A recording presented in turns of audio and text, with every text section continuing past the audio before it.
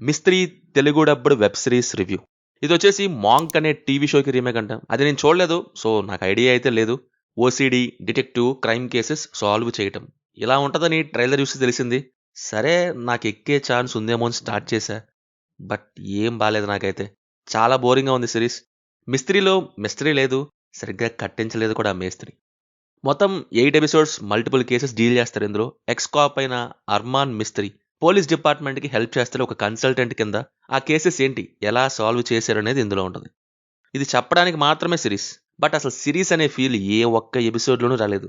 ఆ కేసెస్ అయితే మరీ 2-3 డెకేడ్స్ బ్యాక్ వాటిలాగా ఉన్నాయి. సిఐడి, క్రైమ్ ప్యాట్రోల్లోని కేసెస్సే ఎంతో కొంత కొత్తగా ఆలోచించి వస్తున్న ఈ టైంలో ఈ అవుట్డేటెడ్ కేసెస్ ఎలా తెచ్చారో ఏమో. ఎవరు ఏం చేశారు అర్మాన్ కాదు, చిన్న పిల్లోడు కూడా చెప్పేయచ్చు. దానికి పక్కనున్న పోలీసులు అమ్మో అర్మాను, అబ్బో అర్మాను అంట. 2002లో నాటి టీవీ షోని 2025లో రీమేక్ చేయాలన్న థాట్ ఎలా వచ్చిందో మేకర్స్కి. మరి సేమ్ కేసెస్లో ఏమో నాకు తెలియదు కానీ, ఒకవేళ సేమ్ కేసెసే అయితే అంతకన్నా దిక్కుమాలిన థాట్ ఇంకోటి ఉండదు. టెక్నాలజీ అంతగా లేని టైంకి, టెక్నాలజీ ఉన్న టైంకి ఎన్నో డిఫరెన్సెస్ ఉంటాయి. అండ్ టెక్నాలజీని పక్కన పెట్టినా కానీ ఆ క్రైమ్ కేసెస్ ఏంటండి బాబు, ఒక్కటి కూడా ఇంట్రెస్టింగ్గా లేదు. వెరీ ఓల్డ్ స్కూల్ సిరీస్ కాదు, సీరియల్ టైప్వి. సిరీస్లోని క్రైమ్ కేసెస్లో లేవి, సీరియల్ క్రైమ్ కేసెస్లో ఉన్నాయి అన్నీ కూడా. అండ్ దట్ ఓసిడి, అది కొంచెం ఫన్ తెప్పించుద్దేమో అనుకున్నా కానీ అవి ఇవి చూసి మిస్త్రీకి ఇరిటేషన్ రావటం కాదు, మనోడికి ఓసిడి ఉందని ప్రతిసారి ప్రతి ఫ్రేమ్లో ఏదో ఒకటి ఇరికించి పెట్టిన వే చూసి నాకు ఇరిటేషన్ వచ్చింది.